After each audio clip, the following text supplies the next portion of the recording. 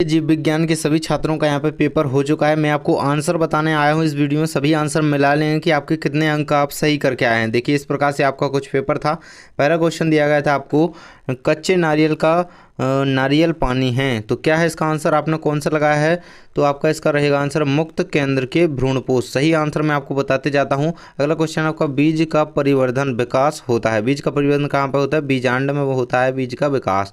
अगला क्वेश्चन है आपका, परागकोश के अंदर की भित्ति परत है। अपने सभी क्वेश्चन अपने पेपर में मिलाते जाइए कि आपने कौन से किए हैं, कितने आपके सही हैं, और जितने भी आपके सही हैं, मतलब जितने आपके ऑब्जेक्ट है उनमें से जितने सही हैं, जितने नंबर का आप सही करके आए हैं, जल्दी से कमेंट में बताइएगा, है ना।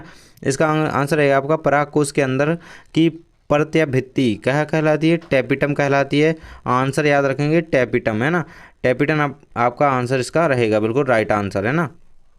आपकी अगली परीक्षाओं के लिए भी ये बहुत काम आएंगे, तो इन्हें याद करिए। अगला क्वेश्चन है आपका, अलैंगिक जनन। अलैंगिक जनन में भाग लेने वाले जनकों की संख्या होती है। तो अलैंगिक जनन की बात हो रही है, यहाँ पे एक ही होगी, है ना, एक आंसर रहेगा। लैंगिक होता तो दो होता, लेकिन अलैंगिक जनन के लिए एक आंसर रहेगा आपका आ नंबर का ऑप्शन एक, है ना। अगला क्वेश्चन है आपका, पॉलीगोनम। पॉलीगोनम प्रकार का भ्रूणपोष है। तो 7 केंद्र की तथा 8 केंद्र की तथा 7 व 8 केंद्र की, ये वाला द नंबर का ऑप्शन आपका आंसर रहेगा इसका। 7 केंद्र की 8 कोशिकीय, है ना। पॉलीगोनम प्रकार का भ्रूणपोष होता है ऐसा। अगला क्वेश्चन है, बेलिसनेरिया।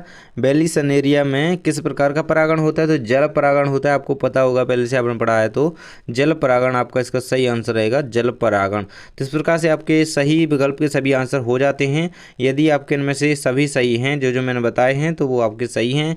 अगले हैं आपके रिक्त स्थान। तो पहला क्वेश्चन है आपका, अंडाणु जनन द्वारा एक अंडाणु जनन से खालिस्तान ध्रुव कोशिकाएं बनती हैं।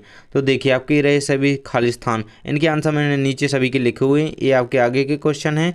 देखिए इस प्रकार से कुछ पेपर ठीक से दिखाई नहीं दे रहा, बट आपके पास तो पेपर है ना। मैं आपको सभी आंसर, ये रहा आपका पूरा पेपर, आंसर देख लीजिए। यहाँ पे देखिए सेट ए का बता रहा हूँ, जो कि आपका सभी का ही रहता है। कुछ इधर उधर क्वेश्चन रहते हैं, कुछ चेंज नहीं रहता है ना। कच्चे नारियल का पानी, दो ये पहले का आंसर यहाँ पे दिया गया है, सही विकल्प भी बता रहा हूँ, है ना।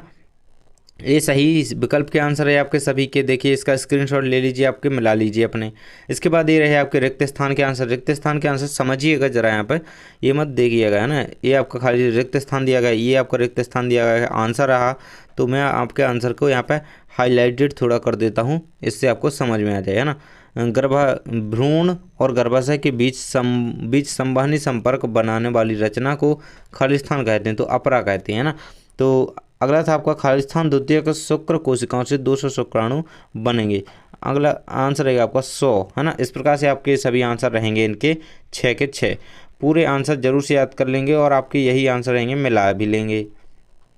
याद करने के लिए मैं इसलिए बोलता हूँ क्योंकि आपकी बोर्ड एग्ज़ाम सबसे ज़्यादा इंपॉर्टेंट है, उसी में आपके लिए, उसके लिए आपको ज़रूर से इन्हें कर लेना है। यहाँ पे 7 रहेंगे आपके। पहला आपका असत्य हो जाएगा, है ना, असत्य रहेगा। कॉर्पस ल्यूटियम का निर्माण अपरा में होता है। ये मैंने क्वेश्चन आपको बताया था। कॉर्पस ल्यूटियम, जब एक्रोसोम और कॉर्पस ल्यूटियम के आपको कार्य समझा रहा था ना, उसमें था ये, है ना।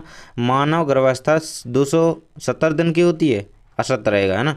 अगला क्वेश्चन है, मनुष्य के शुक्राणु में 23 ऑटोसोम्स होते हैं, है ना, तो बिल्कुल सत्य रहेगा। अगला क्वेश्चन है, द्विसंकर क्रॉस का अनुपात। ये भी मैंने बताया था जब द्विसंकर क्रॉस वाला क्वेश्चन समझा रहा था ना, तो ये वाला मैंने बताया था, ये आपको अनुपात बताया था कि ये अनुपात होगा, ऐसे पूछा जाएगा, तो यहाँ पर सत्य रहेगा आपका। हीमोफीलिया एक लिंग सहलगन रोग है, सत्य रहेगा।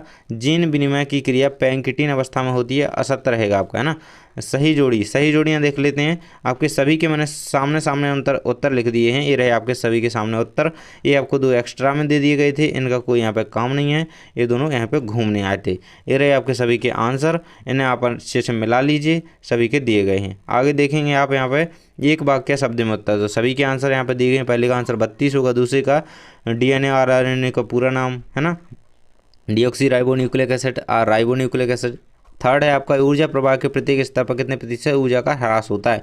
तो 10%, है ना, 10%। मोस्ट इंपोर्टेंट क्वेश्चन है, खाद्य श्रृंखला में 10% ऊर्जा का ह्रास होता है। किसी एक मृतपोषी जीव का नाम लिखिए। तो कवक या जीवाणु, है ना, कवक या जीवाणु। तालाब के इकोसिस्टम में ऊर्जा का पिरामिड किस दिशा में बनता है? तो सीधा बनता है ना।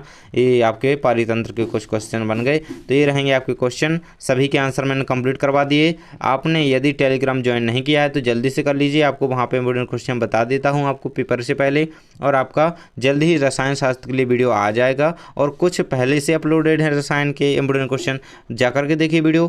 थैंक्स फॉर वॉचिंग, मिलते हैं अगले वीडियो में।